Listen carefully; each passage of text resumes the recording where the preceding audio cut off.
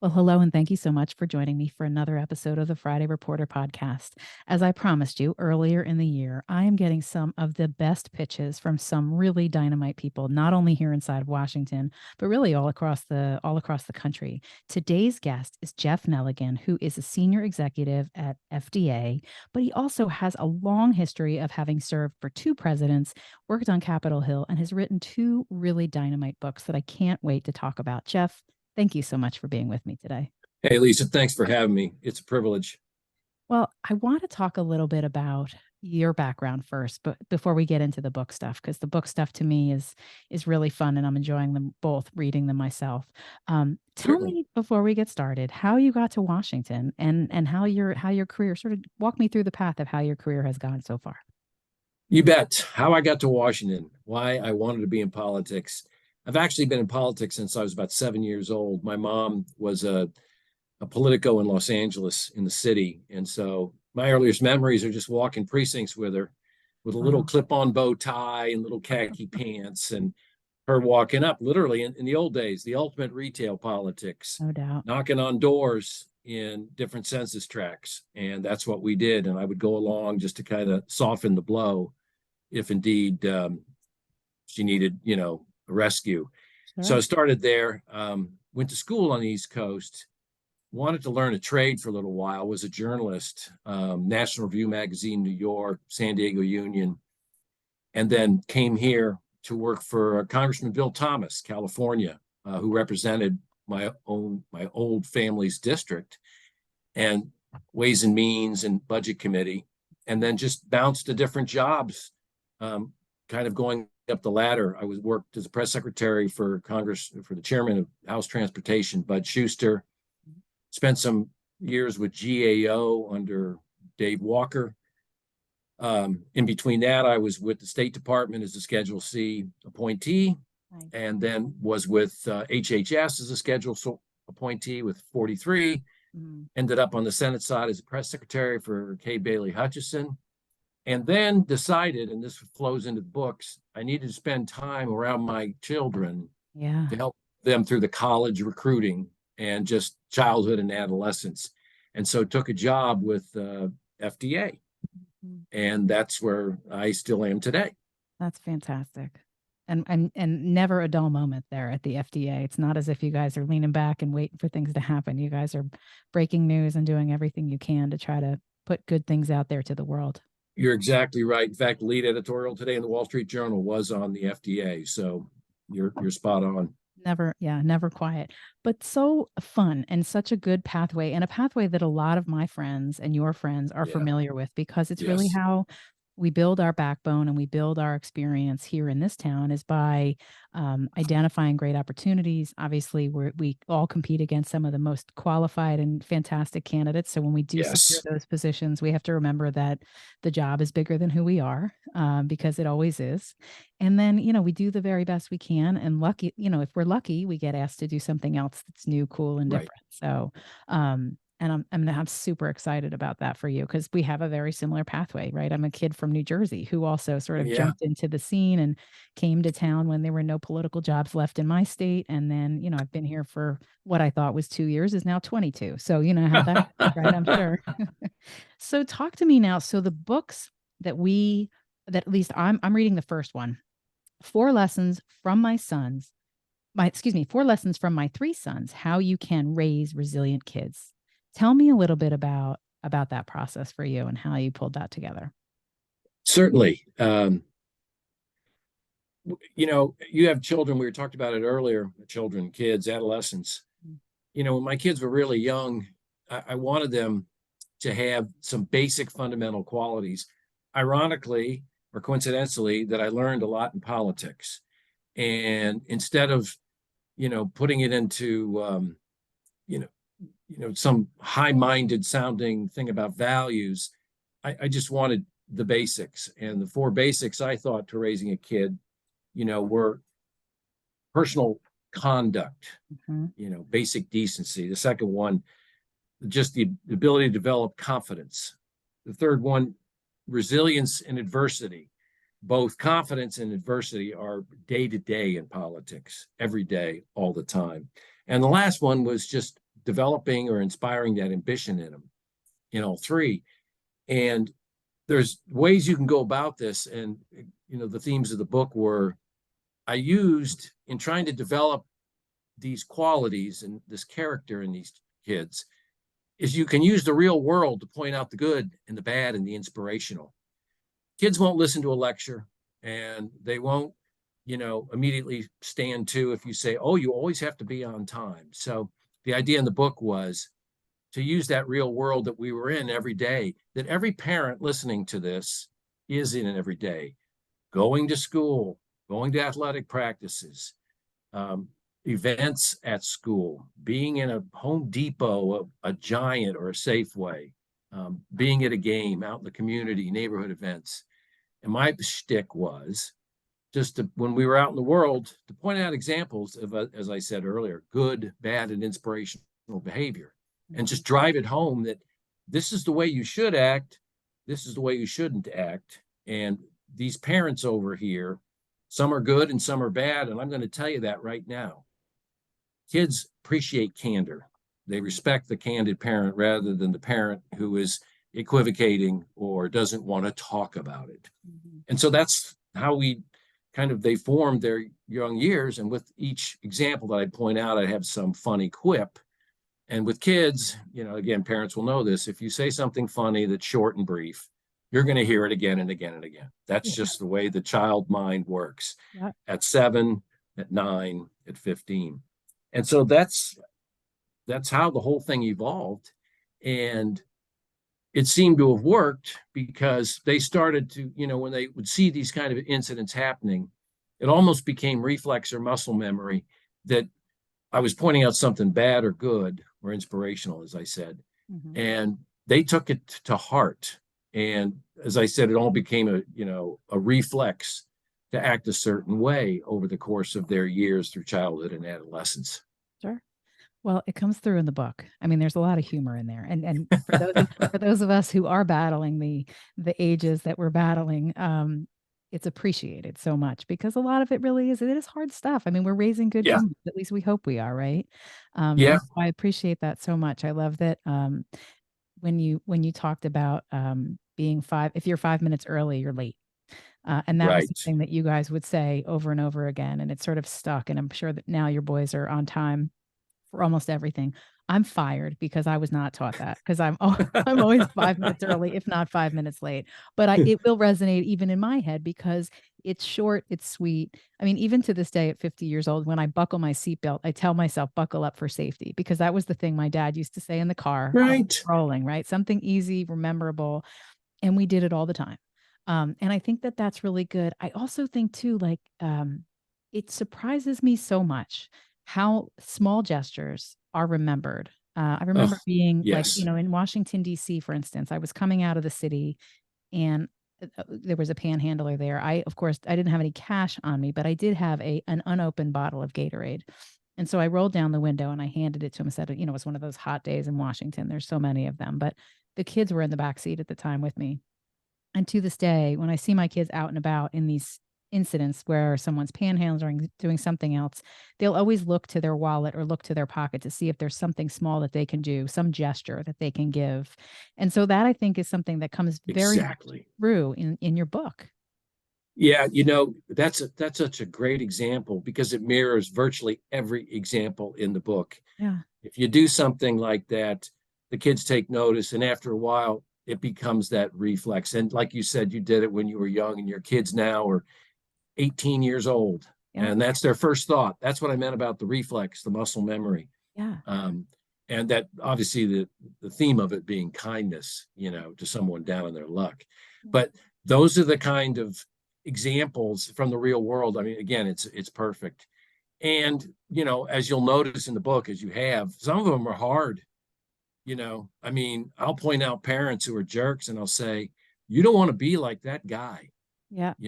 Like the guy you called out for being late, saying we're busy. Being late, And you said, I guess we're not Mr. busy. Adler's late again. And you've heard him when we've talked because he lived in the neighborhood. I said, it becomes an excuse. And once you have one excuse, you have 100. Yeah. And like pointing out the jerk kid or like I would say, really tough times when I had just lost my job. I just lost my job to President Obama. He won, we lost, Mhm. and I was fired. And we were at Landon School throwing the ball around, and I said, "Oh, one more completion, and we're going to go get those donuts," which was our tradition. And the kids were panicked. And right, I'm in the midst of throwing it long downfield to another kid. They say, "We can't afford donuts, Dad. You just got fired." And I said, "Yep, it's the end of the world." The idea being the candor again will always win out. Yeah. And of course, I sat him down, in my office at the 50-yard line and said, "I lost my job, yes, and you guys know it, and we'll be fine. And if we can't afford the donuts, you'll be the first people to know." But Yeah. the theme behind it is, if you just model calm, if you to kids who think that some massive saga is about to appear, they will get that into their own heads. And I will tell you, during my son's military careers, both have been in real bad situations. And they've That. told me afterwards that phrase came to their mind, which is, kind of crazy. But it's got to be that candor and that example of the adult, which the kid picks up on. Yeah. And I think that that's a great example because I think that's very true that, especially in this town we tend to be recession proof, but we're not politics proof, right? Right. I do remember that Yeah. my young son at the time told a teacher that Obama took my husband's job because my husband the department he was at EPA at the time, and I remember him being in elementary school and saying, he didn't dislike Obama. He was the young kid at the time, and all he knew about politics was that it was one person's job and then it was another. But he used to say, "President Obama took my daddy's job." And I said, I "Okay, love your son. let's sit down and let's chat about that." Um, but I'm also sort of amazed about in this town especially, and you tell me if you've seen this too in your guys, um, the awareness of world issues and the awareness Yeah. of other things because it is so relevant to all of the things we work on, but also too because it's really tangible. People talk about. I was at a jump. There was a birthday party for my niece not that long ago, and people were talking about whether or not the government was going to shut down while the kids were Yeah. bouncing. Sort of typically we're talking about what games we're going to or what's happening. And we're in a space where our government is our industry. So we talk about that. And the kids, I Yeah. think, really do absorb that to your point. They do absorb it. And they also absorb, if you're in politics, you've got to be confident. You've got to have that you have to be good on your feet. You have to have that presence of mind. And a lot of people in this town, I mean, I just from my own myopic, station in life, the confidence factor is huge because if you're not confident and if you're not pleasant around people and easygoing, you're not in politics too much longer Mhm. because there are 10 guys behind you that are That's right. better than you at that. And that's Absolutely. who the member wants, or that's who the administration wants. And that's part of the theme in one of the chapters. I talk about reading the crowd, the idea of wherever you go, you have that confidence that you walk into a room and you immediately assess it and Mm, what is going on and who's hot and who's not, yeah. and the ability to go up to anybody, introduce yourself, shake hands, be in the correct clothing and carry on a conversation. People in this town, they're the best at it in any town in the United States. Yep. I wanted my kids to be good at it when they were 7 years old. And so they were constantly in situations where they had to be on their toes, had to be respectful around adults and around kids. But that Yeah. idea of reading the crowd brings you that confidence. You can go anywhere and at the same time take care of anything that Yeah. arises that could be, you know, off-putting. Sure. So the boys are now adults, and they've gone on to do great things. Without betraying too much of their confidence. I know that in your biography, you talk about how two of them went on to the academies and one went on to college. Tell me a little bit about them, if you will, now that they're adult and out in the world. Sure. The eldest went to a small school up in New England called Williams. He played lacrosse, and then got into OCS. He's a Mandarin speaker, Oh, and he wow. was a big time lacrosse player, so he was perfect for that kind of scene. Mhm. Second kid is a chief engineer on a guided missile destroyer. Wow. Third kid went to West Point, and he got a waiver from Secretary of Defense Austin to play pro rugby for 2 years. But the central part about him, and we kind of talked about it earlier, was they were in athletics from the age of 4 on. And, they were average kids at 4. But they each had a gift for athletics, just like some kids have a gift for theater. Mhm. Some kids have a gift for the robotics club or marching band. Yeah. Some kids have a gift for a lab. This was where they were. And the great thing is they kept getting better and better at the sport. And all 3 of them got very good at lacrosse and football, and not at a D1 level, D3. But Sure. the key thing was in an athletic environment, you're around a lot of kids who are there because they want to be. And you're around kids who they're disciplined to get better and better. There's tons of adversity. Every win is you soar, and every loss, you're heartbroken. Mhm. And you've got the camaraderie of the team. So you have all those elements that it takes, frankly, to make it in politics as well. Mhm. Because if you get blown out in one game, you got to go to the next one and try as hard. You And never be give up. ready. Yeah, just be Right. ready to go again. And so those qualities are replicated a lot in the military. Mhm. You've got a team doing something. The discipline has to be top notch. And like in the case of 2 of them, they're in some dangerous situations around, tons of ordnance, hundreds of thousands of tons of ordnance, Yeah. and very sophisticated engines and everything else. The kid at West Point, all you've got is rifles, grenades, things that, that are very dangerous. So Yeah. you get that discipline. And it's different from the society today, which is one of the things I go into Rebound is Mhm. there's no equity in politics. There's no equity on an athletic field. There isn't equity in the military. If you can't do the job, you won't have it. Yeah. Yeah. They don't stop the scoreboard when the teams are tied and say the game is over Right. because you're equal. Right. In a Division I sport, like my kid played rugby, they don't say, well, we got to get the other guys on the bench on the field for approximately 1/4 a game, Mhm. And so the idea that everything is competitive, like everything in politics is massively competitive, Yeah. pushes these kids into these kind of jobs. Yeah. So the second book is out just last year. Is it Your Kids Rebound from Pandemic Lockdowns, A Parent's Guide to Restoring Their Family.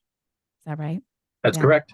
Awesome. Well, everybody could use that book for sure, Oh because I think boy. we're all sort of really still on so many levels. The littles, the mid-age guys, the high school age kiddos, the Yeah. college kids, every single one of them. I mean, even the adults of, all of us are really sort of trying to Yeah. figure out how to come out of that. Are there any takeaways that you can offer the audience? Sure. That's a great way to put it. The takeaways from Rebound are, the things that I saw that happened were the biggest deal was the absolute addiction to social media. Mhm. And I should mention as a sidelight, Rebound has over 270 sites to medical, psychological literature and national surveys. Great. So it's not just, one guy with a bunch of anecdotal, I walked uphill to school both ways in the snow type of thing. No, that's our parents. Our parents did that to us. Yeah, right, exactly. This thing has enormous sites that prove the points. The addiction to Great. social media, the loss of confidence. Kids 18 to 25, 1 out of 5 had a major depressive episode last year. Yeah. The use of social media hit an all-time is at an all-time high, accelerated by the pandemic and the isolation, school closures. And the third part of it was the just absolute deterioration of physical health. I mean, Mhm. you've got 56% of individuals between the ages of 17 and 25 in this country. 56% are overweight or obese. That's unbelievable. Yeah. And the numbers from 10 to 17 are 21%. Wow. Yeah. So you've got these 3 the addiction to social media, the loss of confidence, behavioral health is what it's normally known as, and the physical situation. Yeah. And so the book tracks all these and how they accelerated from the pandemic, and then offers solutions to parents in order to get their kids back from the edge, so to speak. On Yeah. social media, it's a social media contract, a contract with the kids and the parents. I'm kind of a hard ass. I think you just yank the phone out of the kid's hand and say, "We'll talk later," and Yeah. later never comes. Yeah. Now people say, "Well, you can't do that." Well, you're the parent, Yeah. they're the child. Mm-hmm. That's why it's called parenting, not childing. You Yeah. don't negotiate with the kid when you've seen, and there's been enough published literature about it, about the destruction of the, Yeah. of the No kid question. mind with social media. No question about it. I And mean, if the kid, if the I don't parent, want to miss out on this, Jeff, too. So let me interrupt for a second. For sure, my audience and the folks that are listening in, you're very frequently asked. Parenting Magazine, lots of these other resources seek you out for guidance and for counsel, for columns and other content, because so much of this is really super relevant and important right now. that's correct. And but the social media part is I think the largest, and that just requires absolute strict boundaries. And I'm talking an hour a day. I mean, an average kid gets literally 367 alerts during a day on their phone, and they answer literally 250 of them. Now, what kind of mind can be formed by such distraction? It's impossible. Yep. And a We're all typical guilty. kid's We're all guilty of it. I mean, even adults, I Oh, mean, adults not even adults have social media, emails and longer everything time else. on screens. Mhm. Typical kid today, a teen, 18 to about 9, if you average it all up, was 8 hours and 49 minutes a day on a screen, on a Wow. phone. Wow. And that excludes schoolwork. I saw That's that. more Yeah. time than the kid sleeps. Yeah. So that's awful. But then the second part is, where's the parent?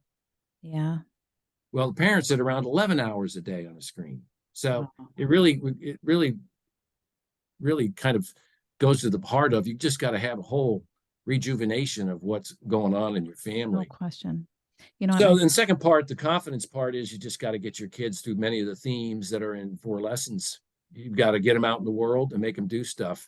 One of the things in 4 lessons that was the best thing that ever happened to them, it probably made them the kind of the military officers that they are today, is I took them to a mall when the eldest was 7 and the youngest was 4. And I said, okay, here's a $5 bill for each kid.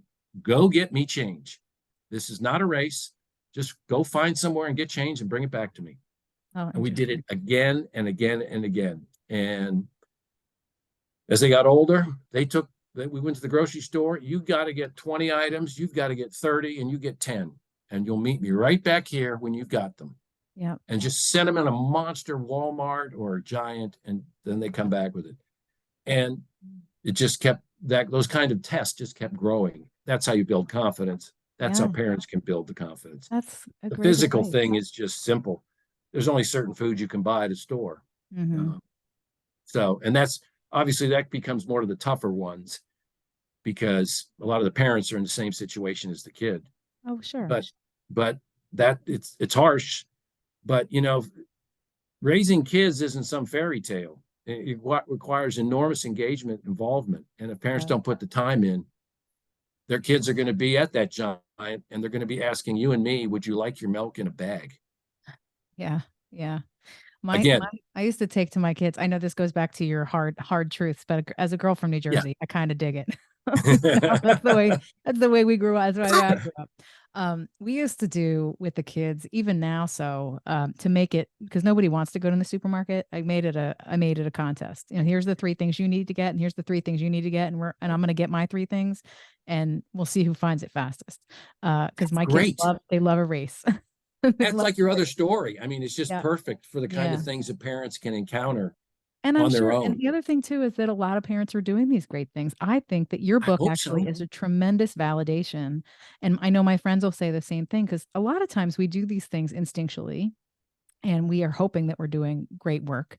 But so much of what you lay out here is, I think, consistent with what you see with a lot of parents today, whether That it's gives me all hope. coming together. Oh yeah, I think, Yeah. and look, there was a challenge. I mean, I think too, I think we all need to unplug from social media. I think the pandemic exacerbated all of that for every single one of us, to Yes. the point where it contributed to depression because we see others that are doing Oh, things that we suspect that maybe we should be doing. And there's you. Yes. constant comparison. So much of that is really relevant. I'm hoping, just like everything else, that there will be a tipping point where people will realize that they've had just about enough and we'll come back to a place where, just like email is having a new day, where, we weren't using email for a while, we were using other texts and other things. Now I check my email first every day. That's the Yeah. first thing I look at. I don't look at social media. I look at what's the business, what's happening in my actual world. The rest of it Right. is noise. Well, I really appreciate the fact that you think that there will be this turning point, tipping point Mm. that you say. I hope so too. Again, I like the book, the first book, Four Lessons. It was always when I've people ask me after the last kid left for West Point, what the heck did you do that they ended up like this? And I said, well, I was always involved, Mhm. and so I wrote the book thinking, well, you know, this would be great for parents to have, and it's loose, it's short, you can read the thing in 40 minutes, Yeah, but it's a you're just ton of hearing your fun. stories and what you've seen. I'm kind of inspired that maybe things people are getting the hint on their own. I think it is, and it's a total validator, just as I said. How long did it take you to write the books? Oh, Four Lessons probably took me 3 months. I'd lived it. Yeah, I remember all the phrases. We still say them. These kids are 28 years old and they're still saying, it's stuff good like, though. if you're 5 minutes early, you're late. Yeah, It's the yeah, funniest thing. Like I said, my kids have been in some tough situations militarily in their occupations, and these crazy sayings have come up. yeah. So No, it took really, it that's was so pretty good. short. Rebound took about 6 months just because compiling all the data More research, so that yeah. no one could assail me to say, well, this is anecdote city and Right. this is, Well, because mad, there's a angry lot of bad me. information out there too, I think, Yeah. about it's so fresh. I mean, we're just off of this thing. We're just finally coming out of it and things are Yeah. starting to reestablish. Um, that is so incredibly relevant and so important. And what you say is true about most of the people that I've talked to that are authors. Those that use their reporting as part of the book to Hmm. improve the book, that helped with speeding the process along, and it still Yeah. was long for all of them. So to your point, you lived it. So these were things that came to you quite easily, whereas doing that research, but still, those are pretty short timelines for some terrific information that you're putting out there. So I'm really Yeah. super grateful for it too. It's also too, and this goes back to kind of the parenting thing. If you sit down to do something, and I had plenty of time because I didn't have to go to another, ninth grade lacrosse game, I'm not you looking know. forward to those days, but I'm looking forward to those days. So there's a lot of time all of a sudden, Yeah. but it also too, it's easy to do because as your reporter friends, if you've lived it, if it's meant that much to you, it's Yeah. not that hard to turn around. Yeah. No, that's so true. Well, Jeff, I can't believe it, but we're at the end of 30 Oh minutes. my And this gosh. was the most fun conversation. We're going to have to do this again. But before I let you go today, as always, I'm going to ask you for a recommendation for a future guest for the show. Oh boy. One springs immediately to mind, and it's a man who's had an enormous impact on the federal government and on me. His name is Dave Walker. He's the former Comptroller General of the United States. That is the head of GAO, the Government Accountability Office. He's finishing up a stint at the U.S. Naval Academy as the Crow Lecturer on political science and economics. Awesome. He's also run for office in Connecticut, so he knows, like many of your listeners, hey, what it takes in a campaign. Yeah. And he's also been an Assistant Secretary of Labor, head of the Pension Benefit Guarantee Corporation, and a senior vice president, Arthur Anderson. The guy's covered the waterfront. He'd be a great interview. He I knows love it. a lot about what's going on today with the budget. Well, I mean, right, there could be no more relevant conversation, right, these days Yeah. for sure. So Yeah. I will definitely reach out. I'm grateful for that recommendation. As you know, that's how we keep these conversations going, just like anything Yeah. else. Have coffee with Jeff and he'll say, "You know who you should visit with?" It's like automatic in our conversations in Washington I DC. will tell you, Lisa, that's this town. Yeah. And the reporters you talk to, and the political types. It goes all the way back to the genesis for this book. They're confident, they're sharp, they're alert, and they really have something to say worthwhile. Super awesome. That's so great. Jeff, in my show notes, I'm going to make sure that our listeners have a link to your books so they know how to find them, because I think that they are, like I said, they're a validator for some of what I'm doing. And there's some great advice for some things that I probably need to be thinking about. I am so super grateful for your time today. Thank you for being with me. Thank you for having me.